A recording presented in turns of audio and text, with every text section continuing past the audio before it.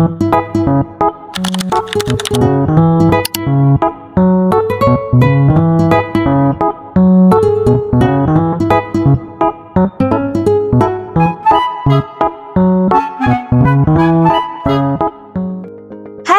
Assalamualaikum dan salam sejahtera.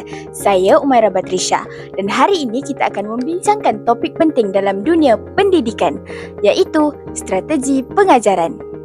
Mari kita mula dengan pengenalan. Strategi pengajaran merupakan satu kaedah yang digunakan oleh guru untuk mencapai objektif dalam pembelajaran. Dengan menggunakan strategi pengajaran, guru-guru dapat mencapai objektif pembelajaran dengan lebih berkesan. Terdapat 4 jenis strategi pengajaran. Strategi pengajaran berpusatkan guru.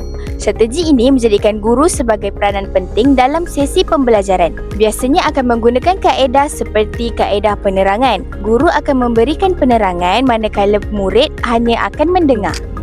Strategi pengajaran berpusatkan murid. Strategi ini pula akan menjadikan murid sebagai peranan penting dalam sesi pembelajaran.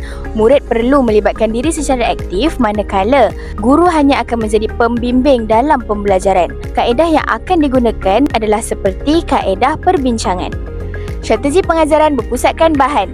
Dengan strategi ini, guru dapat menggunakan kaedah audio visual dengan bantuan projektor, komputer, televisyen atau sebagainya. Dengan ini, sesi pembelajaran akan menjadi lebih mudah dan lebih menarik. Strategi pengajaran berpusatkan masalah. Strategi ini memerlukan penyediaan guru. Murid boleh bergerak secara individu ataupun secara berkumpulan untuk menyelesaikan masalah bagi mencapai matlamat dalam pembelajaran.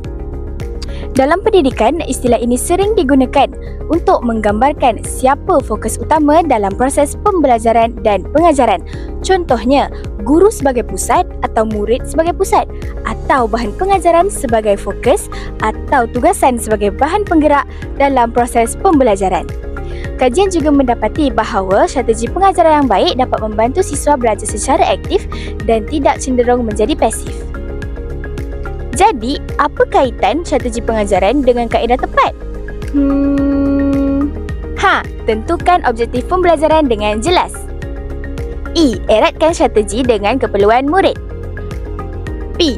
Pilih kaedah dan media yang bersesuaian. A. Aktifkan perlibatan murid sepanjang pembelajaran.